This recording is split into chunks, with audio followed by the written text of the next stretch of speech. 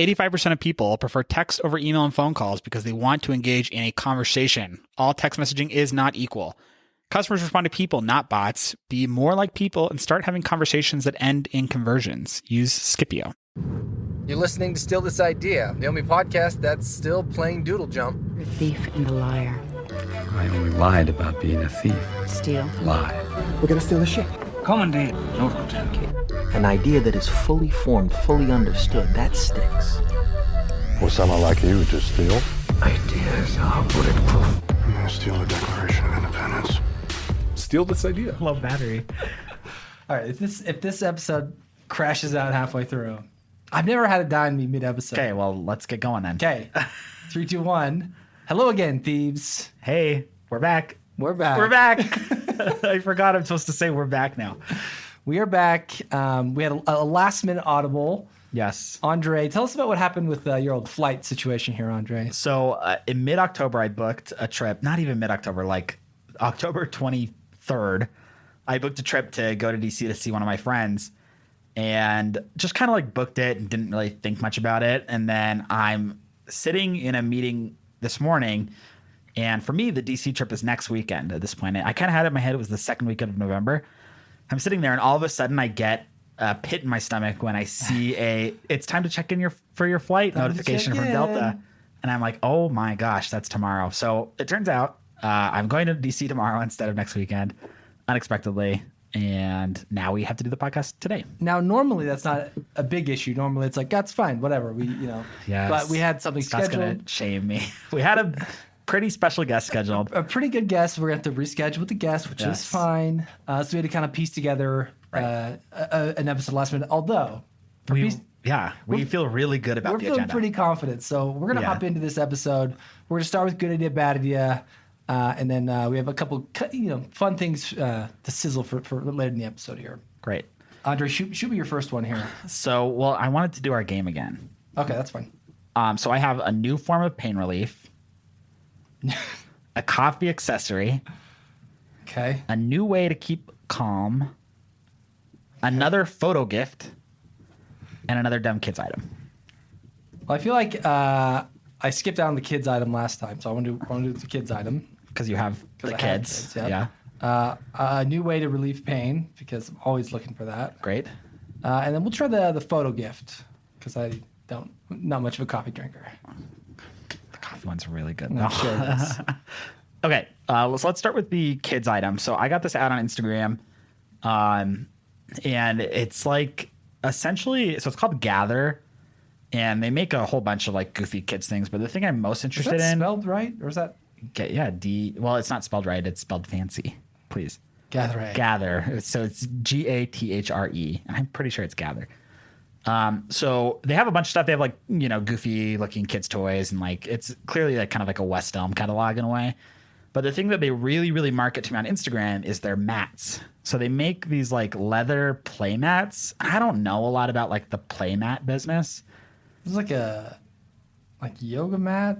No, like you put your kid on the mat, I think. Yeah, no, you're right. And then the kid plays on the mat. I guess. And I'm just like really curious if this is something that parents actually like want. It's great as a changing mat, placemat, pet mat, or desk mat. And then they have a little picture of a baby laying on the mat. And it's like some sum of money, and you can get it in like ginger leather or pewter leather or raven or saddle leather. And all these different things. And I don't know, like I said, I don't know a lot about the mat business. So I'm curious, like, are play mats like something that parents invest in, or is this just a weird website? So what this looks like to me is are you familiar with Baby Cubby? No. So Baby Cubby is a storefront here that is, it's like a store for like toddlers and baby stuff. And you go in there and it's like onesies are like $35. Like everything is just like so expensive. Yeah. So this looks like basically that, but on a website, which is like, all right, whether you are rich or very rich, there's a good chance you have babies and you want to differentiate yourself. Yeah. And these are items. This is a way to do that. This is items for like wealthy people who are looking for like very cute and chic and hip things. Is this how you outfit your No. children? You're So- not so, a like, cute and hip and chic. Here's the thing. Like, I get the idea of a baby mat, and I'm sure it's one of those things. It's like, yeah, I'm sure every mom would like, yeah, I'd love to have a cute baby mat. Like, why Yeah. not? But like, you just use a blanket, or Agreed. especially if it's not your first, like on your first kid, this is like a trap. Yeah. I got to get the baby mat for my Right. first kid. Yes. And then as you have your second kid, you're like, looks like you're getting a blanket. Yeah. And as your third kid, you're like, the grass is fine. And that's just how it goes. Yeah. Like, you just don't have time to roll up this like fancy. Yeah. mat. It sounds like this is just part of a greater cultural movement of like fancy stuff for parents. kids. Totally. Yeah, exactly. And there is an element of that movement that I like, which is like, I think I don't really love like baby clothes or like Yeah. kid clothes. I really like adult clothes that are made for kids. Yeah. They're simple and like clean lines and stuff that adults wear. I really like that stuff. But some of this stuff where it's just like, this is like really fancy bibs. Yeah. It's like, why? Like, this is $18 for a bib. You can get a bib for like $2. But they look really nice. Yeah, and so if I'm rich Yeah. and I have my rich friends coming over for dinner and I have a baby, of course I'm going to course, spend $18 because that's nothing to me. But Right. this is a website for rich people. This is not meant for normal parents. Well, fine. All right. It's a website that I imagine it gets pinned on every any person who cares about childcare Has gathered pictures on their pictures because they are pretty, like undeniably good looking stuff here. yeah. But like, All right. I thought maybe I was going to sell you a baby mat today. I guess not. it is a good idea because I think people will. It's like, yeah, sure, like. For my gram. Like Totally. Yeah. It totally looks good for the gram, but Yeah. like as a reasonable, thrifty person, no, would I ever buy anything from this All website? right. All right. Let's hit me with some pain relief, Andre. How about that? All right, let's do pain relief. Yeah, so this is called Pancakes. So pain, Pain cakes, and it's So the this- cold pack that sticks. So this is not. I guess it is kind of a play on pancakes. Yes, it is definitely because it looks like a pancake made of like that gel material that ice packs are made of. Interesting. And the idea is that it's adhesive. So rather than like a typical cold pack where you gotta like hold it or tie it or do something crazy, this you just slap it on that thigh and it chills you right up. I love the blatantly photoshopped. Oh yeah, it's like this has never actually been placed on a person before. It's just been photoshopped on. There's a part of me that kind of respects this. I'm gonna be honest. I think. What do you mean, kinda? This is like obviously a good idea. Yeah, like Like- it's funny because it looks so cheap in its like presentation. Yeah. Like this is like so QVC as seen on TV. Like, don't you hate it when your shows hand it. freezes? Like, no, I can't. Introducing pancakes. Yeah. Call now for 10 pancakes for $9.95. I love it. I feel like you're hating. And it comes in lime green and purple. Do you not feel this like? Have you never had an ache? So here's the thing: I don't use Come on. ice. I don't use ice packs enough to be like, I need a better solution. See, us athletes, Yes, we're constantly. in I could meetings. totally see somebody who's a runner or somebody who's like using ice packs a lot, being like, "Oh, this is handy." Especially if there's probably a hand, like she has this on like the back of her neck. That seems really convenient to me. Yes, You know, or like I yeah. get my hands like I run hot, but if I hold like a cold can, my Yeah. hands start hurting like almost immediately. I'm the same. And I love the whole concept. This seems like obviously the clear way to do cold packs is to have them stick. $15 for one though. I mean, it's reusable, right? It is reusable. Yeah. I guess what's a it's regular? like this is a one-time I mean, because I can get a bag of corn, a frozen bag of corn for $1. for $1.50. Scott knows the exact price of a frozen bag of corn. I'm looking at other cold packs on Amazon. It looks like a really, really cheap one is $10. Oh, really? Yeah. So this isn't Okay. like, whoa, this is the luxury cold pack. I mean, it's expensive if you're comparing it to corn bags. And Yes, broccoli it bags. is expensive compared to corn. Yeah, I kind of grew up in a vegetable bag as an ice pack family, Same, to be honest. but I see the value in this. I'm gonna say good idea. No, it's definitely a good idea. Like, it maybe isn't necessary, but it's a good idea. Here's the thing, though. It all depends on that adhesive. That's one of those things Yeah. where it's like, if that thing goes out, I guess at the worst case, it just becomes a regular ice pack. What was our other thing that we were like, it all depends on the that adhesive? that thing that goes the on posture. the posture thing. Yeah. Yeah, this is probably a better idea than that. Yeah, definitely. Yeah. Definitely. Yeah. Okay, all right. All right, moving on. Auraframes.com. And Auraframes makes a sorry, my third link on that little list of links. Yeah, this looks like just a picture frame. Yeah, well, so basically what it is, and the reason I bring it to the podcast is because we've talked, like I said, about so many different photo gifts, and this is probably the only one that I'm actually kind of convinced by. And essentially what it is it's like a subscription where you can send a loved one 5 prints a month, and then they slot into this like frame that you also send them. Interesting. So that you could like potentially have like let's say my grandparents want to have updated photos of all of their grandkids, and using the Aura frame you could make it very easy to send them 5 updated photos each month, and then also this like little frame that they just slot right into the top of, so you don't have to do the whole frame business. Now the obvious comparison is going to be to the digital frame, which it looks like they sell one of They those also as have a well. digital frame. I think digital frames are kind of lame in my opinion. A little cheap. I mean, maybe they've come a long way. Maybe the modern digital frame is cool, but I can remember I can remember people in my life having digital frames like in the 2008 Yeah. or 2005. I remember when they first came out and being like, that's a great idea.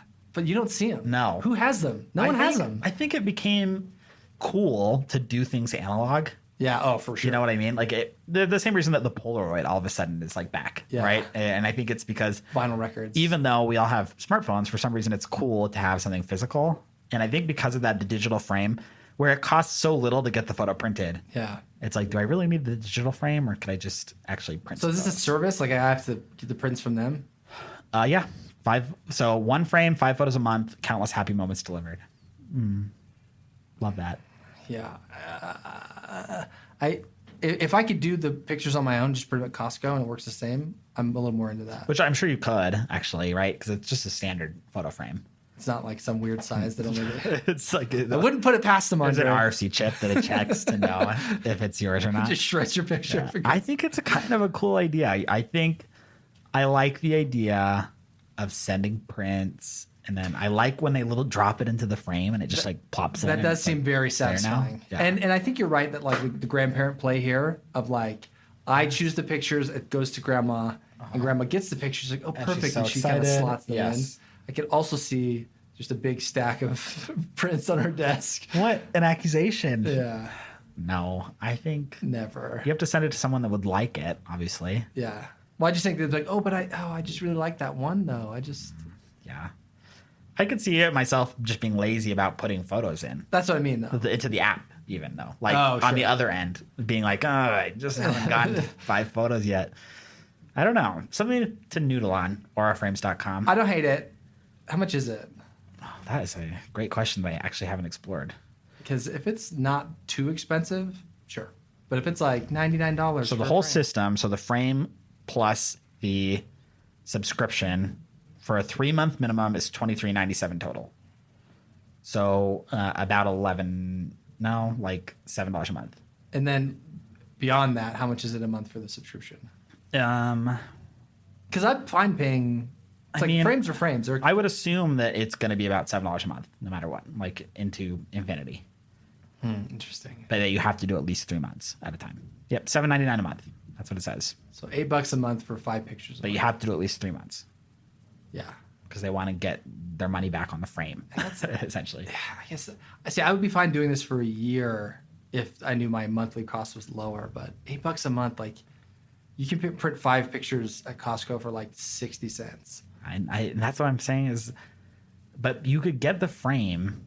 I have a feeling that people who actually like do this stuff, like put up frame photos, are like they're already frames that you can slot the picture into, like from the top. I don't know. Frames are kind of annoying. Get a Yeah, that's what I'm saying. Is you got to do the little hanging guys. Yeah, I really like the mechanism of slot. If it was just that, I could actually get on board with that. Yes. Sell me just the frame. Yeah. Or and like that's like kind of I'm into that. I'm into just the frame. Which they do sell just the frame, but Is it what, $35? I don't know. How much work am I expected to do? Yeah, that's far too much. The frame is what? No, that's the electric frame. The digital frame is $300. What? Yes. That's insane. The digital frame. I thought that I was looking at the analog frame, and I was like, I hope that it's not $300. That's so expensive. Are you kidding me? I know. Okay, I got one for you here, Andre. Okay. Joy this morning, my wife, Mm-hmm. I gotta find it. She said, I stumbled across this thing and I think Andre would really like it. Okay. And I was like, oh, interesting. What is it? And she's like, it's a Scandinavian thing. And now I can't. It's a Scandinavian thing. And I cannot find it. So things I know that Scott's wife knows about me is my affinity for Scandinavian items. Where is it? Wow, Scott. Where did she send me this? We communicate across so many different mediums. You know, we do the same thing. Like I at all times have chats with the same people going on Facebook Messenger, Instagram, Threads. Yeah, it's too much. I know. Text message, Slack. Like I can have 5 conversations happening with somebody. Okay, I found it. Okay. It's called Yamazaki Home. Okay. I'll show you the picture here. There's a couple things she really liked, but so the idea here is Wow. it's this kind of very minimalist storage solution in many ways. But what it does, it's magnetic. It sticks to the side of your refrigerator, and on it you would have a place to put paper towel rolls. You'd have a place to hang scissors, oven mitts, rags, things like that. And she was like, "This seems really smart. Like all this unused space on the side of your fridge. Like, it's just crap and magnets. Just Yeah. They just assemble there anyway. But this is like clean. It's like nice looking. I don't know. What are your thoughts? Very into it. Yeah. I think like I love storage for one. Yeah. And I really want to live in a world where everything has its place. And so I mean, it's basically a rack that goes on the side of the fridge and has, like Scott said, a spot for a paper towel and a spot for a dish rag and all these different things. Yeah. I think a perfect idea. What makes me sad is that at my house, like my fridge is in like a little it's like jammed in somewhere. little cabinet thing. Like there's like they've done cabinet wall on one side. So it wouldn't work in my house unless I put it on the front, which would be weird, but maybe also could work. Maybe the future, No, definitely. And in a world where I like owned my home, I could even make decisions based on that, right? There was another one that she really liked, which was basically like a drying rack for bottles, like water bottles. That was like really minimal, but she's like, I can never really dry these water bottles like the way, like a Hydro Flask. Yeah. And there's just this like 4 little wires coming out. Anyway. Yeah. Yamazaki Home. Yamazaki. Sounds like Joy was on the money on that one. Yes, definitely. The other one, Andre, my sister. This one wasn't specifically recommended for me, right? Not specifically for you, but you think I'll like it. It's anyway? a callback. So no, this is a callback to an old episode about peanut butter. Okay. So I just sent you the link there, and you tell me your impressions when you see that picture there. So this is. So I don't know even. So this is part of Jif's. Jif is the Jif the peanut butter. They have a new marketing campaign, and they're doing a whole bunch of just like weird kind of things. The tagline is "It's Jiffing good." Yes. And the picture here is somebody slicing open like a ham, but it's not ham. It's a jar of peanut butter. A jar of peanut butter, and it made her think of the peanut butter taking out layers at a time. Yes. Anyway, I just thought that was funny. Well, so what I want, a good idea, bad idea, is this ad campaign where I don't know. Do you look at Jif peanut butter and think like that's the good stuff? Jif. Because I look at Jif peanut butter and I think that's the bad stuff. So I think that's like I interesting. Okay, give me your ranking of peanut butter, like top shelf. So Adams, I think it's called, which is like the organic stuff. Okay. The great stuff, right? The sweaty stuff. Yes, it's sweaty, but that's part of it. And then there's Skippy below that, Skippy Chunky, Skippy Creamy, and then Peter Pan. Then everything else, Jif, and then Peter Pan. Because Peter Pan, I literally think of as a disgusting peanut butter.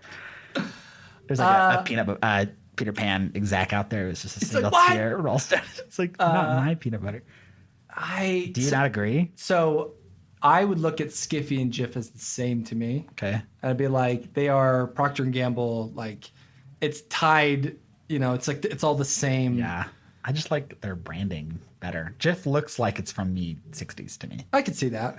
Same with Peter Pan. Yeah.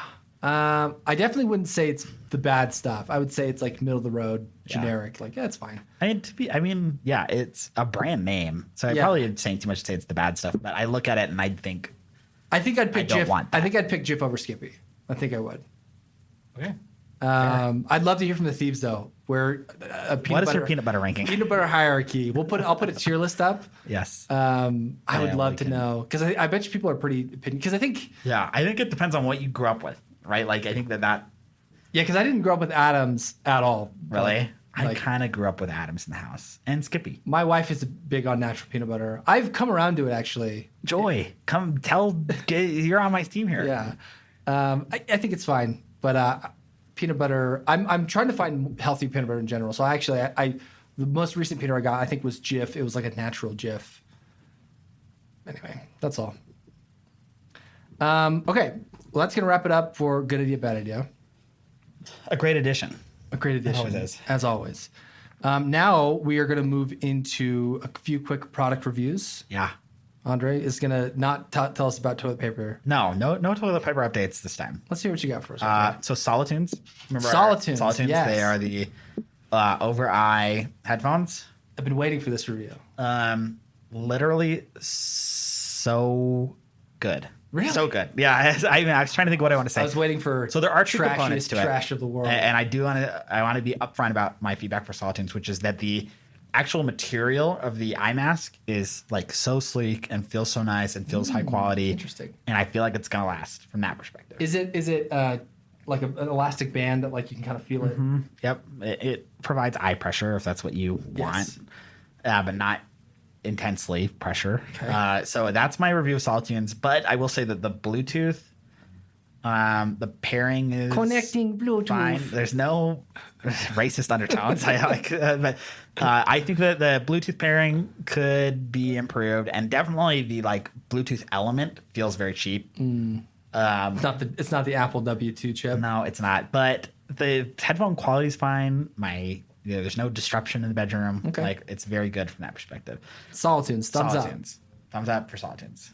I'll be interested because I often find myself like wanting to turn on a podcast, but I'm like, I'll like wake up my wife, and I'm pretty picky on night masks though, so that's gonna be Yeah, and I think if you were picky about masks, pressure, especially like I need like almost no pressure. Oh, okay. Well, don't get this because there is pressure, and I kind of like it. Yeah, like I know a lot of people like must. two because little baby hands pressing on your eyes. It's the worst visual. Okay, good to know. Solitunes. Yes. Do you want me to do my next one? Yes. Do you have anything you want to talk about? Okay. So VR headsets. Okay. Have we talked about this much at all? My thoughts. I think we maybe had a conversation about them. Maybe not. Who knows? Getting a VR headset? The people that write the Steal This Idea wiki can let us know. So last Sunday I bought an Oculus. Oculus Rift S. So I previously had the Oculus Rift a long time ago, Not the Quest. not the Quest, and they also have like some other Oculus Go, Oculus Quest, Oculus S, and the original Oculus. I think Yes. are all the versions that are out there right now. Somebody who works with us has the Oculus Go, which is a phone one. Yes, I think so. I was really Oculus Quest is completely wireless. I was really intrigued by that one. Yeah, but it's Still pretty basic. yeah, it's basic. And like I have a gaming computer, so I don't. Right. I don't need to be tethered to anything, or I don't need to be limited by anything like that. Right.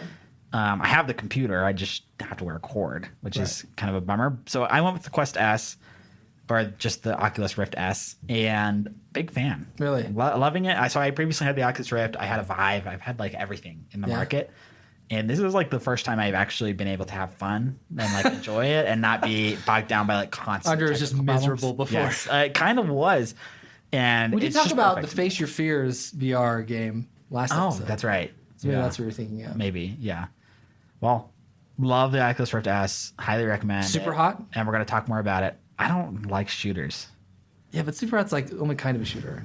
No guns. No guns in my games. Just kidding. There's plenty of guns, but I'm not a shooter person. What's your go-to I'll talk about it later on the podcast. on this? Yes. I see. We're getting into my Steel's joystick, Got it. which is later. All right, do you want to move on from product updates and do kind of the special? Yeah, I don't think I have any more product updates. Rift S, great. Solid Tunes, great. Good. That's Yep. 2 thumbs up from Andre. Yeah. All right, now we this next segment here, we are taking a page from our newest fan, Illust Preacha. Illust recommended we incorporate some sort of Iron Chef chopped type segment into the show, where we essentially are randomly given a set of ingredients, or in this case, areas in which we could come up and craft an idea Yeah. for someone to steal and do it on the spot. So. Yeah. What we're going to do here is we have kind of two parts to this. One is the type of medium in which this idea will exist. Is it an app? Is it a storefront? Is it an invention? And then we have kind of a random list of random categories, things Just that we're going to have literally to. things. So, Yeah. so an app in this or a service in this, and we're just going to have to make a good idea for someone to steal. I'm Love excited. It. Love it. So one question I have is, do you want to do 2? Like I spin an idea and you spin an idea? Or we do one and we just workshop it together? I think let's do one together and we'll see how fast it goes. And then maybe we do another. And if we have time, we'll do another. Okay. So first we're going to spin the type of business. We got a wheel spinning. Picture it in your head. App. Okay, easy. Which feeling good about apps. Okay. I know how an app works. Yep. I know what apps are. And the topic, spinning. We got like a billion ideas on this one. No. Toilet paper. I think both Scott and I were going back and forth on whether or not we would just spin again. Oh, man. I think that we can't. Yeah, at this point. Like it's against the Iron Chef doesn't turn to The Iron Chef doesn't say, I don't want that. chocolate Exactly. in my cereal. He says, I got to find a way. It's just funny because we somehow got through product updates without talking about toilet paper, and now Here we are. here we are. Okay. So an app A about toilet paper. app. So there's a couple things that initially come to mind here. Yeah. What are the problems with toilet paper? So one is that you run out. Uh-huh. So there could be something around like some sort of like tracking, like I start tracking how often my toilet paper is running out, and then over time it learns Your cadence. my cadence, and it says, hey, there's a good chance your toilet paper's going to run out this week. You should get more. You should go stock up, get Yeah. some rolls in your room. So it'd be pretty simple. Yeah. I like that. Like tell us when it runs out, and then we will tune ourselves to know when it runs out, and we'll send you a push notification before it's out. That'd be a pretty easy one, I think. Yeah, I think you could develop that in like a Google spreadsheet. Like I think that that's like not too bad. I think so do you want me to go? Monetization's going to be tough on that one. No, I think it's definitely kind of like it's something you do for the world. Okay. Right? I don't think that there's a huge, maybe Charmin picks it up. Maybe what you do is you get revenue on like the Amazon referral link that's like buy toilet paper now. Oh, that's not a bad idea.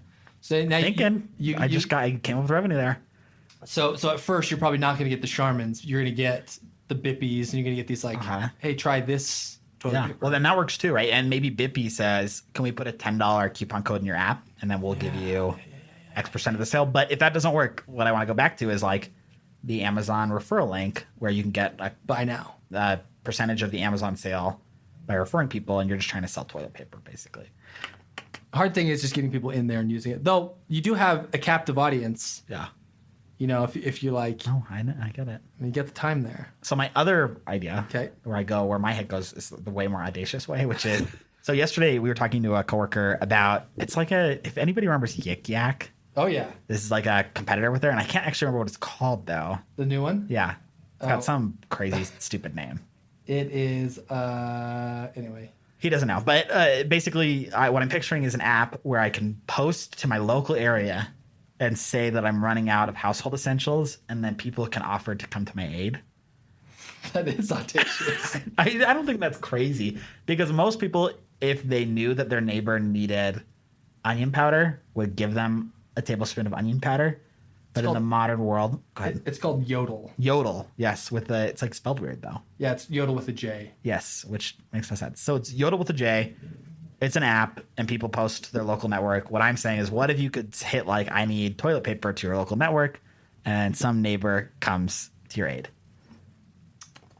What about this? So it's like next door, but like Yeah. favors to each other. I don't hate that.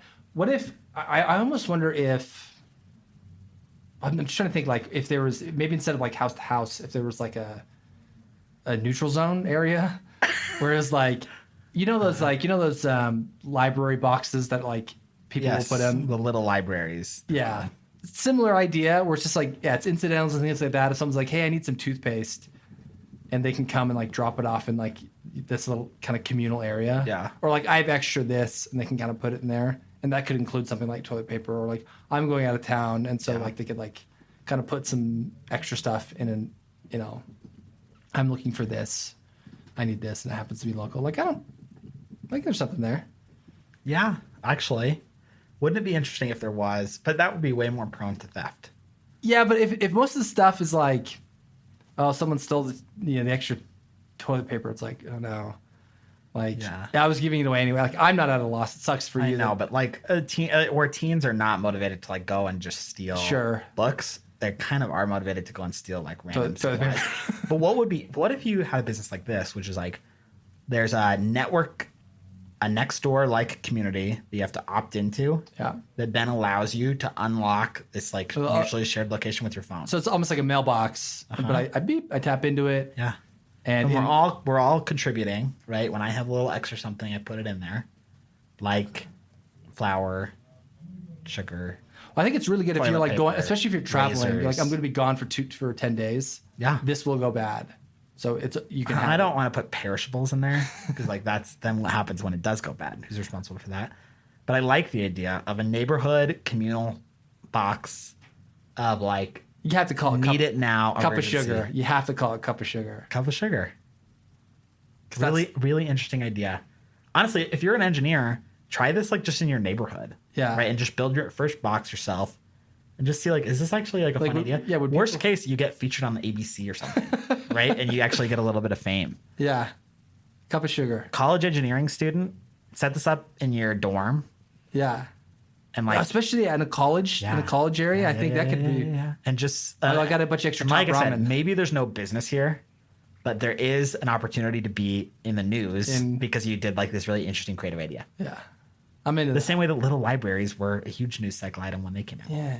All right, let's try one more spin. I think that was good. Okay. Spinning again. The medium for this next app is not an app. A store. A storefront. Perfect. A store for. I hope it's Belt.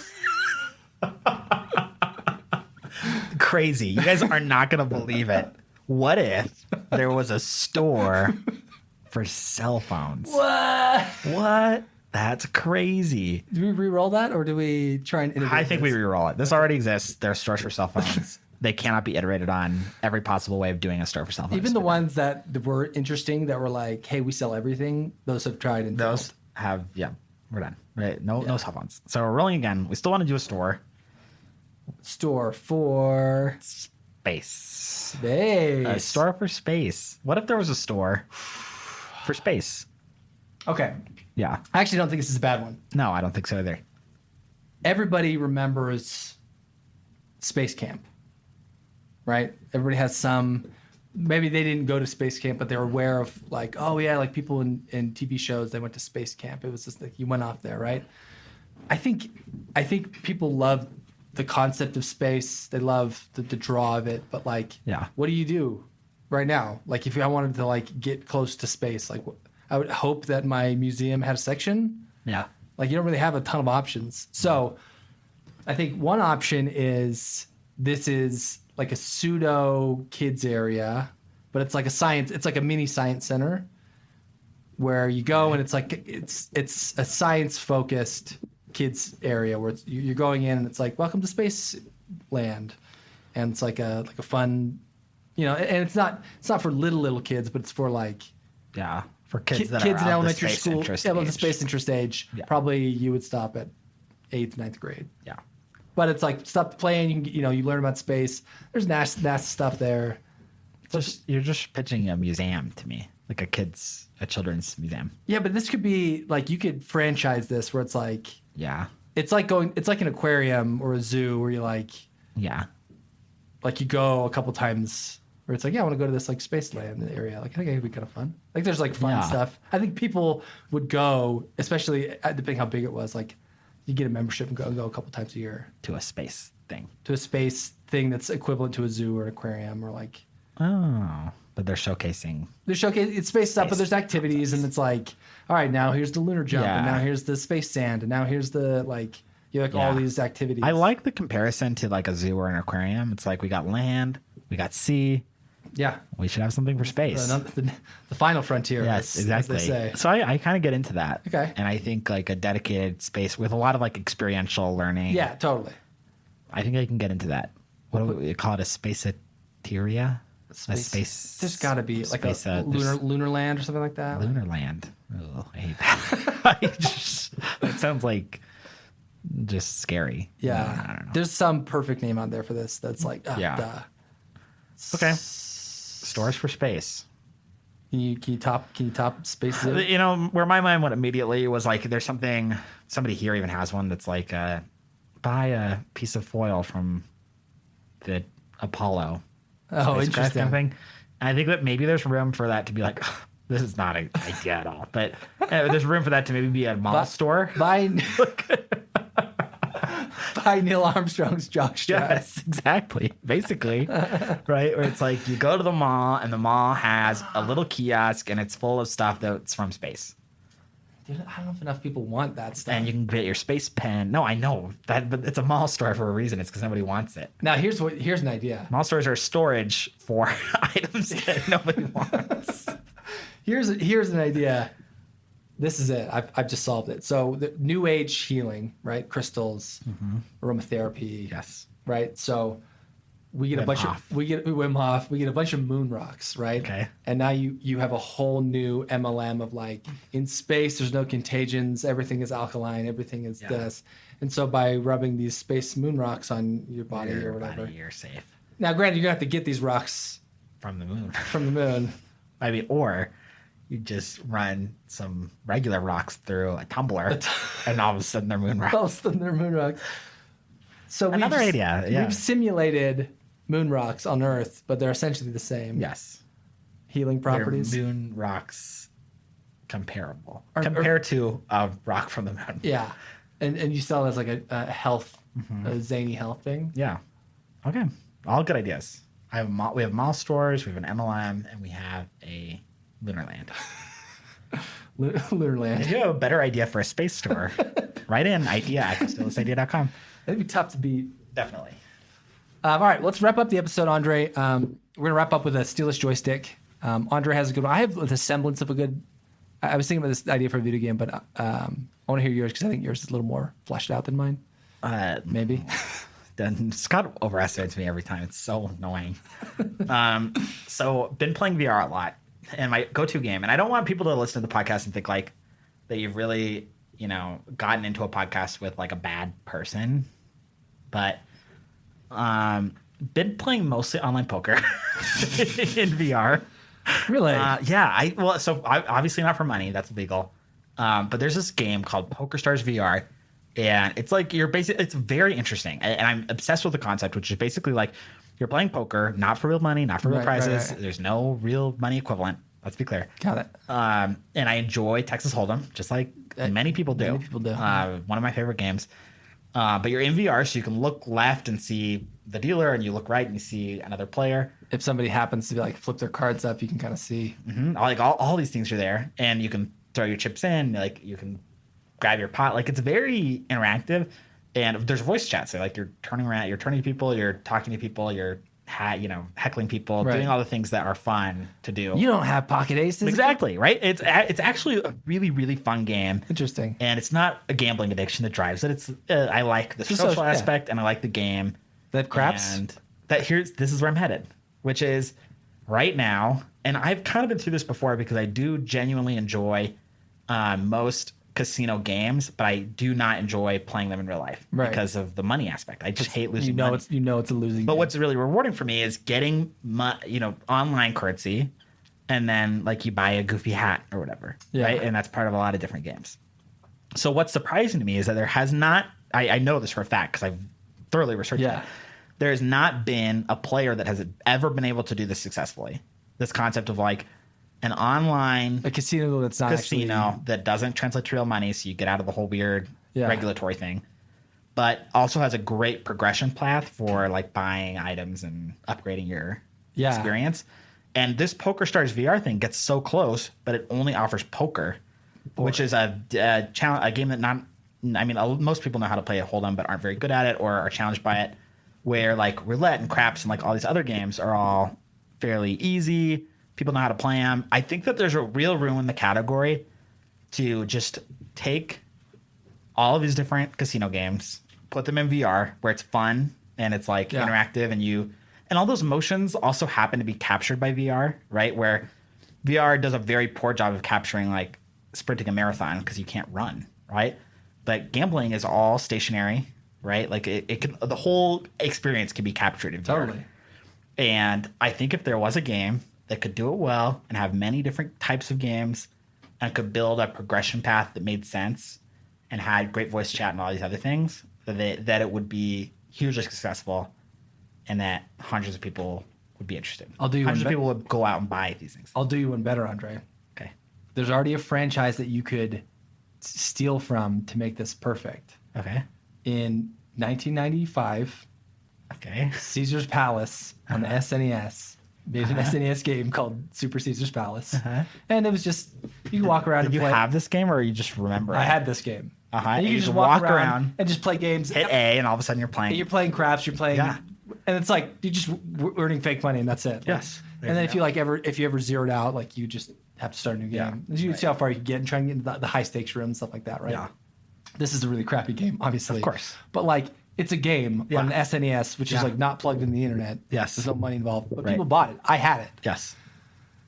So I think that people want it. Like there's something fun about and gambling. I think that the counterpoint that people have made to me about this, because I've been pitching the idea before even VR, which is like, why isn't there a game that does this well, like Second Life, but in a casino, basically? Totally. And the argument is always just like gamblers won't play this game and people won't play this game because there's no money involved.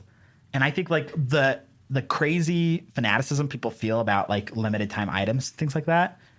Like I know that people will grind in-game currency to get in-game items. I know it because you see it in every other game. Yeah. One thing that I, anytime I play a game and there's like developers want feedback, I'm like, this is what you need to do in your game. Don't fundamentally change the game. Just provide short-term experiences that can only happen when you do a certain thing. So it's like you get a jetpack for 30 seconds and then it goes away forever. Yeah. Like that doesn't fundamentally change the game. It's an experience that you get. And if you want someone to pay for that, they can, or they can grind for it, right? Yeah. In a game like this where it's a casino and it's like what you can buy is emotes and you can buy like crazy funny costumes and maybe you get access to some like more interesting games that like other people can't play. But guess what? Or you're grinding to get to the high stakes room, right? Which is also because you want to play with higher quality players, just like WoW, right? Exactly. Yeah. Yeah, I think, and there's something that's like, oh, I'm at this level. Yes. You know, gamers love the grind. I'm getting comped. I kind of love the idea. Oh, what about this? Yeah. What if you have a room, like a suite? Yeah. And like I've been through this whole thing. And you're like getting a nicer suite. People can come hang because they already have like you can hang out in people's spaces or whatever. Yeah, exactly. But like I have this like dope room at the Caesar's Palace. And it's because I've been grinding on the freaking blackjack tables, right? And I think like, or I won a slot machine. I just happened to win $1 million. Exactly. That would be super fun. I'm into that. It's a good idea. It's a really good idea. I'm telling you, if you are anything like me, you've done the research, you know that there are games like this that have like such minute traction though that nobody plays them. And it's only fun if you have a mass audience appeal. PokerStars VR, if you're listening, just add more games and you're there. Yeah. I'm into it. Thieves, if you have any other joysticks, any other game ideas that you think someone should steal, we'd love to hear from you. If you want seed funding on the casino game, Romeo Butters, or me, because I'll pay you to develop this game just so I can play it.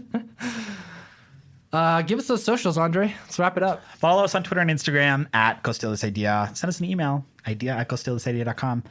Support us on Patreon. Chip in a buck. Exactly. Like I'll buy this stupid kids mat for Scott's kid if that's what it takes. At Go Steal This Idea on Patreon. Be a nice gram if you got me that mat. Oh yeah. The wifey would love it. I bet. So you don't want to disappoint Scott's wife. Come on. Support us on Patreon. We really appreciate it. Or at the very least, rate us 5 stars on Apple Podcasts, on Spotify. We got a big sticker shipment coming in. So as a Oh, reminder, yeah. We got stickers. anybody who sends in an idea, again, idea@ghoststillsidea.com, we will send you a sticker to put in your laptop or your car or wherever you put your stickers. Throw it in the trash. I don't care. Don't do that. Just kidding. I do care. Actually, I paid for them with my own money because nobody supports us on Patreon. Support us on Patreon so we can buy stickers, so we can buy the products, so that we can do cool stuff. Thanks again for listening, thieves, and we'll catch you in the next one. Bye.